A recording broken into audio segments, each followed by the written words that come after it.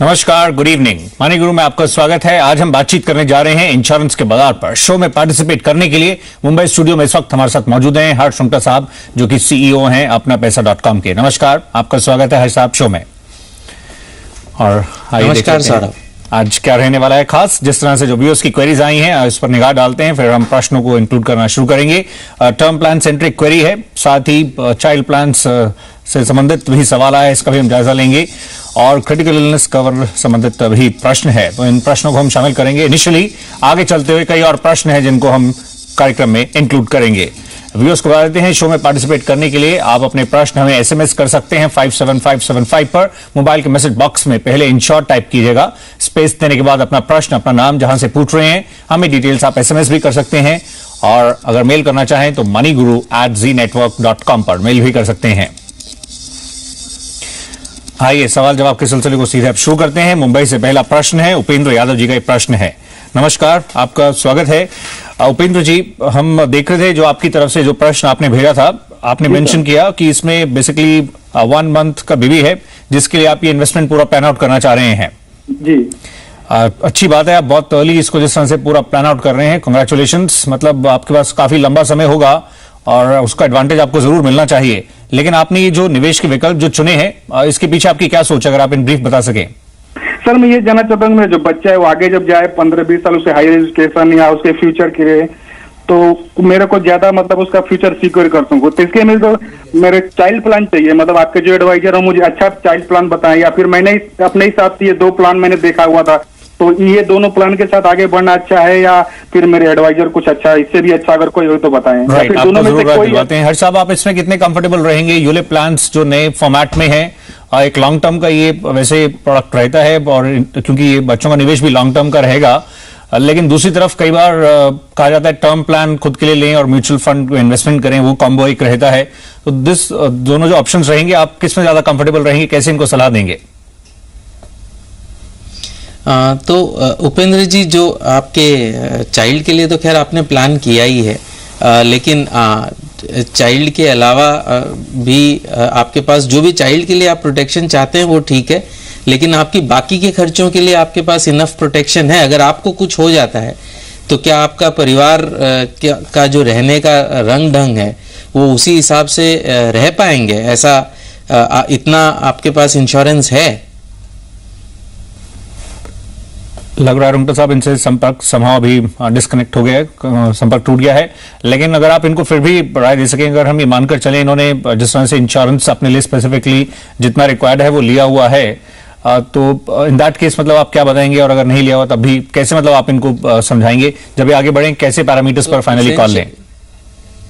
So essentially I think जो इनका ये आया था कि आप सिर्फ अपना चाइल्ड का प्रोटेक्शन अलग से नहीं कर सकते, आपको ओवरऑल प्रोटेक्शन करना होगा। सबसे पहले इन्वेस्ट करने से पहले बचाव का जो रणनीति है आपको अपनानी होगी। शायद इनकी इनकम करीबन साल में 3 लाख के आसपास है। अगर और कोई एसेट्स नहीं है और कोई लाइबिलिटीज नहीं है तो कम से कम 30 लाख का जो है इनको बीमा कराना चाहिए, ऑनलाइन टर्म प्लान कराना चाहिए, ताकि न सिर्फ इनके बच्चे का भविष्य बल्कि जो भी इनका परिवार का रहन सहन का ढंग है वो भी सुचारू रूप से चलता रहे। अगर खुदा न खास्ता इनको कुछ हो जाता है तो वो लिए बिना इन्वेस्ट करना मेरे ख्याल से समझदारी नहीं है। और अपना पैसा में हमने हमेशा कहा है कि अपने इंश्योरेंस की नीड और अपने इन्वेस्टमेंट की नीड को अलग रखिए। तो इंश्योरेंस जो है उसका कोई भी विकल्प नहीं है, लेकिन इंश्योरेंस आप टर्म प्लान लीजिए। ऑनलाइन जाके टर्म प्लान लेंगे तो आपको काफ़ी सस्ता पड़ेगा। करीबन 30 लाख का टर्म प्लान अगर आप लेते हैं 25 साल के लिए, तो रफ कॉस्ट आपका साल का मेरे ख्याल से 6000 के आसपास पड़ेगा। आपने कहा कि आप अपने बच्चे के लिए करीबन साल के 25-26 हज़ार रुपये बचा सकते हैं, यानी बाकी के जो 20,000 रुपये बचते हैं वो फिर आप निवेश कर सकते हैं। चाहे डिपेंडिंग ऑन आपकी नीड्स आप उसको पीपीएफ में डाल सकते हैं, अगर टैक्स डिडक्शन भी नीड है और इक्विटी में भी डालना है तो ईएलएसएस में, इक्विटी लिंक्ड सेविंग स्कीम्स में डाल सकते हैं, डाइवर्सिफाइड इक्विटी में डाल सकते हैं, बैलेंस्ड फंड में डाल सकते हैं। निवेश की आप सलाह लीजिए, लेकिन सबसे बड़ा काम ये करिए कि इनफ प्रोटेक्शन लीजिए और अपने इंश्योरेंस को और इन्वेस्टमेंट को अलग अलग रखिए, उसी में समझदारी है।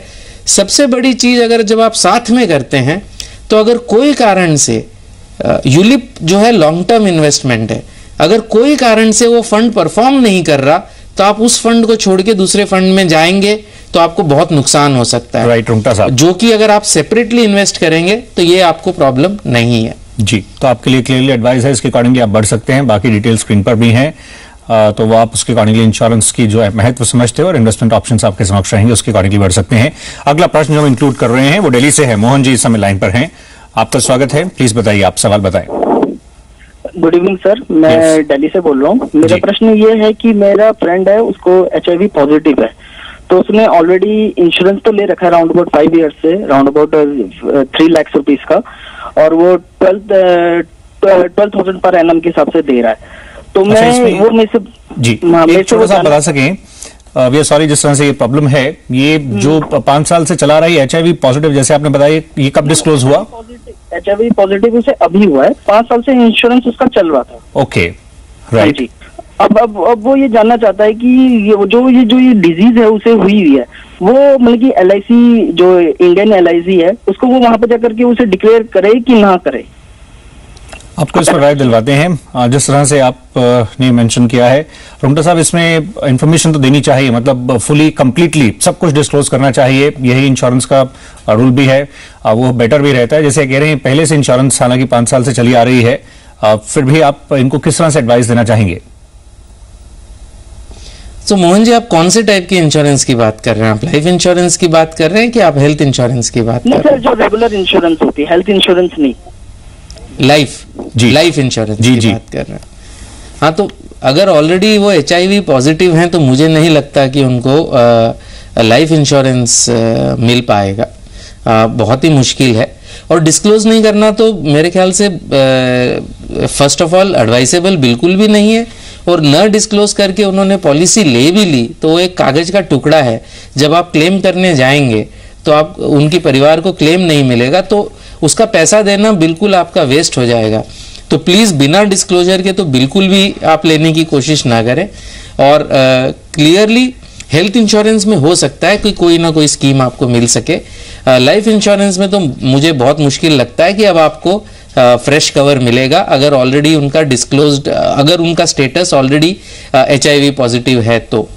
राइट, तो इस तरह से इसमें मुश्किल रहने वाली हैं।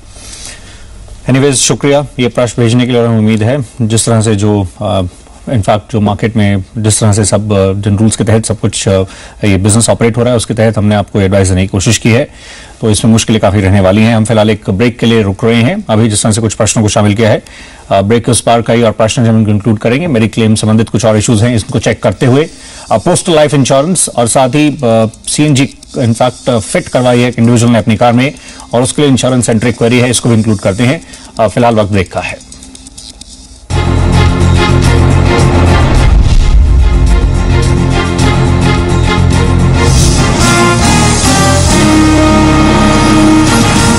Welcome back. आज बातचीत इंश्योरेंस के मार्केट पर हो रही है। शो में पार्टिसिपेट कर रहे हैं अपना पैसा से हर्ष रुंगटा साहब।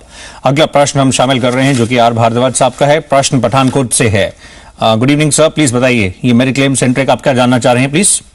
I have a policy of Oriental Insurance. I have taken in 2009. It is for 5 lakhs rupees. Yes, sir. I want to ask when it will be. I have a heart surgery in 2009. I have declared all my problems. I have completed to insurance. Can I get the claim again if I get another heart surgery done? Sure, sir. ये last time आपका मतलब open heart हुआ था completely, किस तरह से? Complete open heart surgery है, CABG है, कंप्लीट मैंने डिक्लेयर की हुई है सारी अपनी बीमारी। ओके, सब कुछ आपने ऑलरेडी जिस तरह से डिस्क्लोज्ड है। हर जी, जिस तरह से अगर खुदा ना खास्ता अगर कभी इन फ्यूचर रिक्वायरमेंट होती है तो इन दैट केस ये जनरली जो प्री एग्जिस्टिंग रहती हैं, मतलब उसमें 3 और कई बार 4 इयर्स में भी कंपनीज इसको उसके बाद कवर स्टार्ट करती हैं। मतलब स्पेसिफिकली इसमें इनको किस तरह से देखना चाहिए और किस तरह से इनको इसके साथ आगे बढ़ेंगे? सबसे पहले तो भारद्वाज जी कॉन्ग्रेचुलेशंस कि जब आपने ये पॉलिसी ली, आपने कंप्लीटली सब कुछ डिक्लेयर किया। आप जरूर से जब भी आपने पहली पॉलिसी ली होगी उसके जो भी प्रपोजल फॉर्म है उसकी कॉपी अपने पास रखिएगा, ये बहुत जरूरी है। और जो पॉलिसी आपने ली है ओरिएंटल से, उसमें 5वें साल से प्री एग्जिस्टिंग डिजीज कवर हो जाएगा।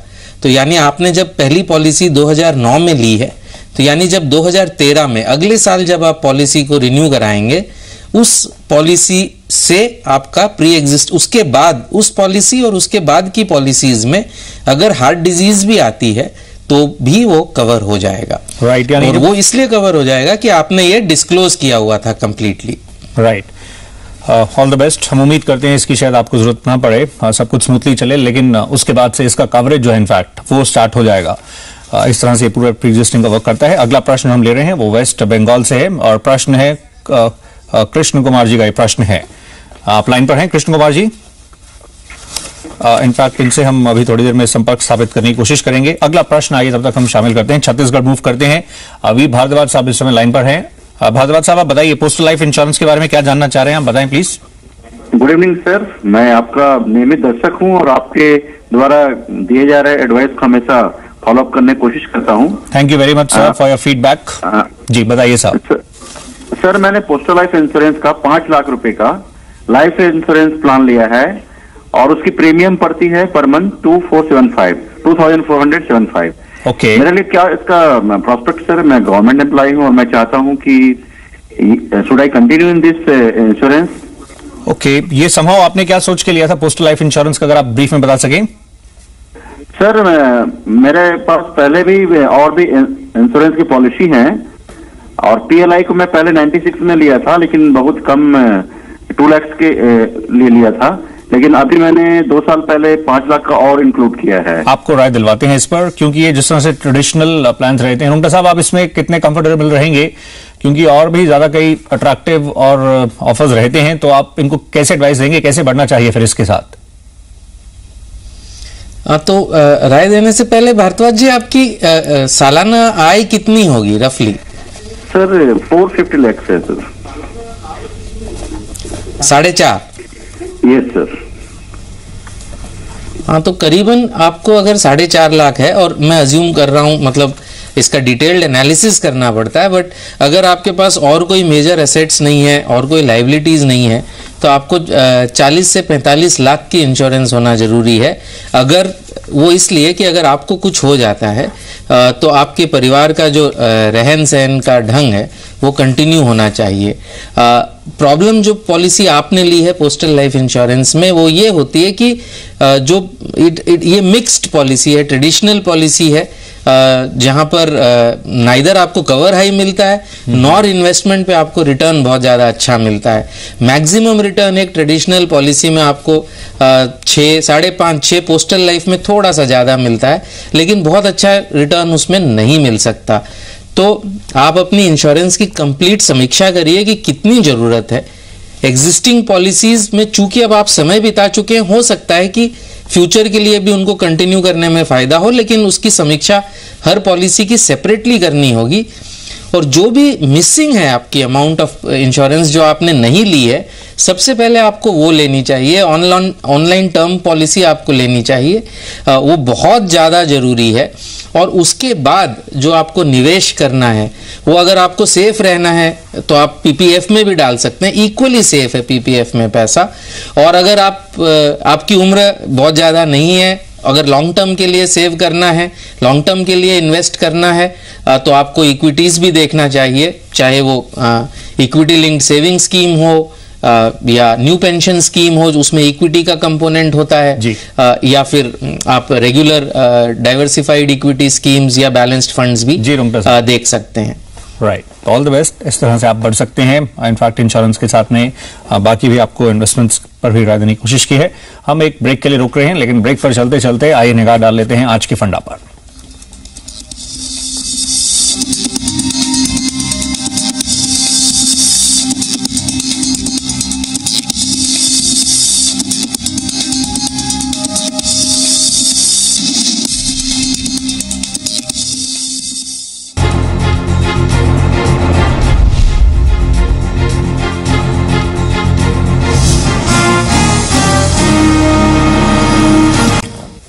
Welcome back. ये लास्ट सेगमेंट है और आइए आखिरी प्रश्न हम शामिल करते हैं। सवाल कई थे लेकिन अभी हमें इसी पर वाइंड अप करना पड़ेगा। आखिरी प्रश्न है दिल्ली से, आशीष चौहान जी का है और आइए देखते हैं इनका क्या सवाल है। इन्होंने सीएनजी जिस तरह से अपने कार में रिसेंटली इंस्टॉल करवाई है और ये जानना चाह रहे हैं कि उसके इंश्योरेंस पूरा जो प्रोसेस आ रहेगा उसको किस तरह से ये आगे उसके साथ प्रोसीड करें।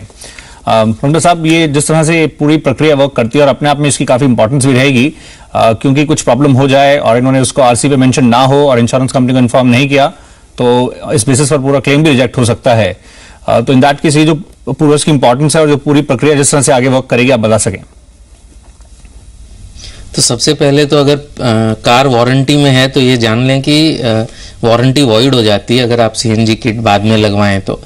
लेकिन अज्यूमिंग कार वारंटी से निकल गई है, अगर आप अब सीएनजी लगवा रहे हैं तो मेक श्योर दैट वो अप्रूव्ड हो और उसका आरसी में आप एंडोर्समेंट जरूर करवाएं। अप्रूव्ड होगी तो आरसी में एंडोर्समेंट होगा, ये स्पेसिफिक रिक्वायरमेंट है because it is a change in the car. और अगर आरसी में एंडोर्समेंट है तो आप अपनी इंश्योरेंस कंपनी को लिखें, वो उसको एग्जिस्टिंग पॉलिसी में कवर कर लेगी। अब जितना समय बचा है उसके लिए उतने कम समय के लिए प्रीमियम चार्ज कर लेगी और जब रिन्यूअल का वक्त आएगा उस समय ऑब्वियसली आप उसको इंक्लूड करके रिन्यूअल ले सकते हैं, इंक्लूडिंग द सीएनजी किट। उस समय जरूरी नहीं है कि आप सिर्फ उसी एग्जिस्टिंग कंपनी से लें, आप दूसरी कंपनी के पास भी जा सकते हैं। राइट, इसी नोट पर हम शो को वाइंड अप करेंगे। आपका शुक्रिया हर्ष शुक्ला साहब, शो में पार्टिसिपेट करने के लिए थैंक यू। धन्यवाद। और दर्शकों का भी शुक्रिया। आज के लिए बस इतना ही, लेकिन चलते चलते आपको बताते हैं कल जब हम हाजिर होंगे तो कल बातचीत होगी रियल एस्टेट मार्केट